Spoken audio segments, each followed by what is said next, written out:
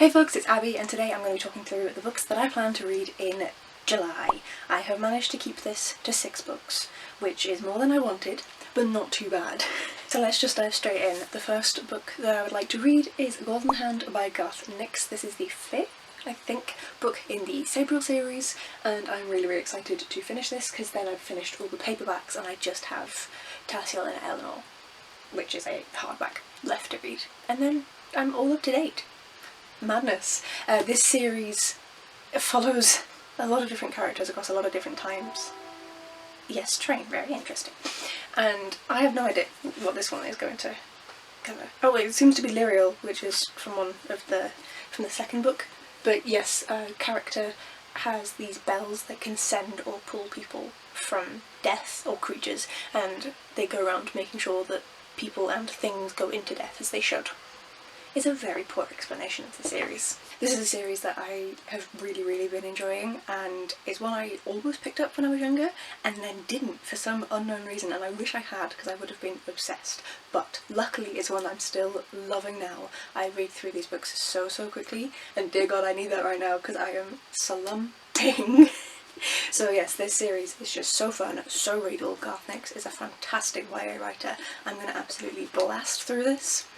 I can't wait. Then next up is a book that was sent to me by the lovely folks over at Book Break, and that is A Thread of Light by Neema Shah.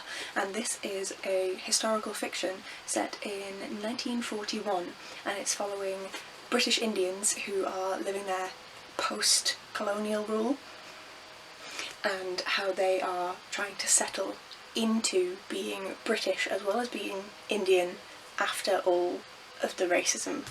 With all of the racism, and also dealing with World War II. This book also discusses the Indian independence movement, and I'm really looking forward to learning more about that. I do know about the East India Company and the atrocities that were committed in India, but I don't know much about how that was received in the UK, both from the Indian diaspora, but also from British people. So I think this is going to be an interesting look into that aspect as well. We have 2 POVs in this book. Ruby, who is an ARP warden, who then meets the mysterious Satyajit, a young man with radical ideas. And then we have Kitty, who's an ambitious barrister who's trying to free her beloved homeland from British rule. So we're gonna get a legal aspect in this as well.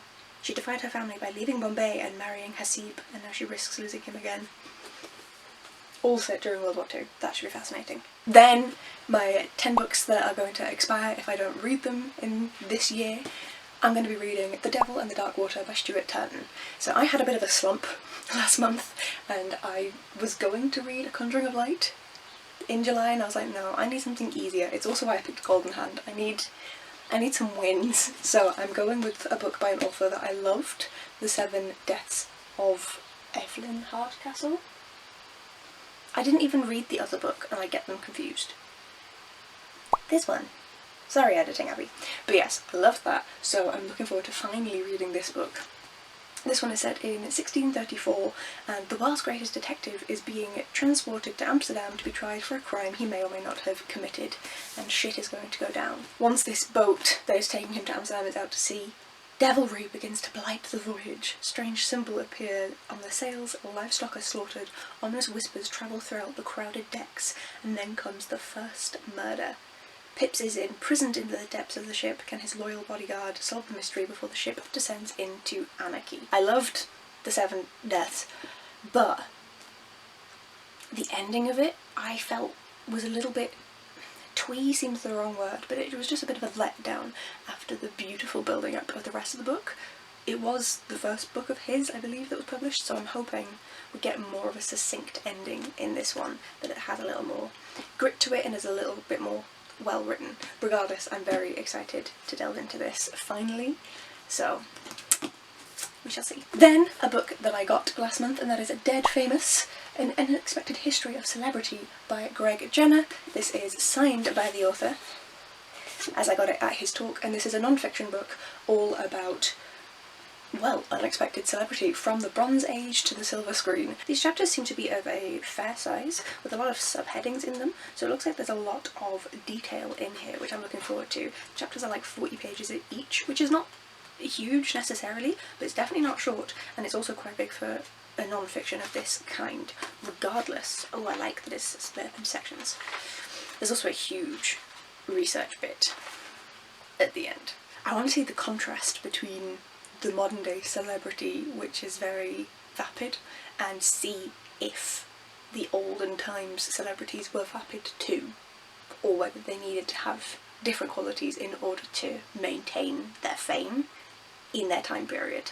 So I don't know too much about this, but I think it's going to be fascinating to see how celebrity existed but was very different to the modern day back in prehistoric times. So that's going to be fascinating. Then a book I have had on my TBR for forever. Thank you, Hannah from Letter M and Waypoint Books, for sending this my way. This ended up being shelved because it's a bigger book and because I'd heard talk that Hannah regretted giving it to me after she did because someone else didn't like it. However, I still think there's a good chance I'm going to like this. So this one is following a gunslinger, outlaw and thief, and her ship have been trying to keep ahead of the galaxy's factions and their age-old game. So this is a sci-fi with a librarian girlfriend and a lethal bounty hunter. I've been so nervous about this one because of the fact that a friend didn't enjoy it, but the thing is, Hannah's recommendations have never went wrong for me ever, so even though someone else didn't enjoy it and Hannah might not have picked it, but there has to be something here that is the reason that Hannah sent this my way, because she's never been wrong. She has never been wrong. The lowest I've ever given was a 3-star, and it was a good 3-star. So I'm nervous. It's fairly big, but I'm excited. Rig is here to be gay, do crime, and hopefully not die in the process. So I'm looking forward to finally reading this sci-fi. And then the last book that I'm going to read this month is Birth of a Dynasty by Chinza Bado. I got this from the Broken Bindings sale when they were selling some copies off nice and cheap, and I already had my eyes on this one, so I was very excited.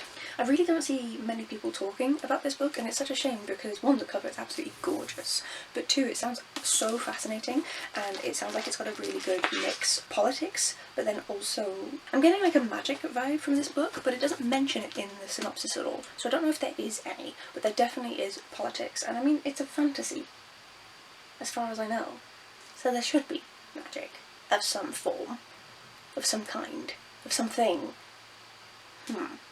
So this involves two characters, Mkuru and Zakora, claiming retribution for the people they have lost, if only to save those they have left, bringing ruin to a kingdom and birth to a dynasty. So we've got a court that is scheming, and we have a sole surviving member of a house, the House Mukundi, and people wanting revenge, and people wanting to destroy the court, and people obviously wanting to keep the court. I am very curious about this one, and thankfully it's not too long. 372 pages, so I'm looking forward to delving in. And these are my 6 books that I plan to read in July. Please do let me know if you've read any of these and which one you think I should start with first. I'm currently thinking I'm going to start with both Goldenhand and Dead Famous, just so that I have like a nice easy start. I think this is going to be quite conversational for non-fiction, so this way I don't have to do too much thinking when I first begin. If you'd like to see what I do end up reading in the next month, then please do hit the subscribe button, and I will see you folks in the next video. Bye!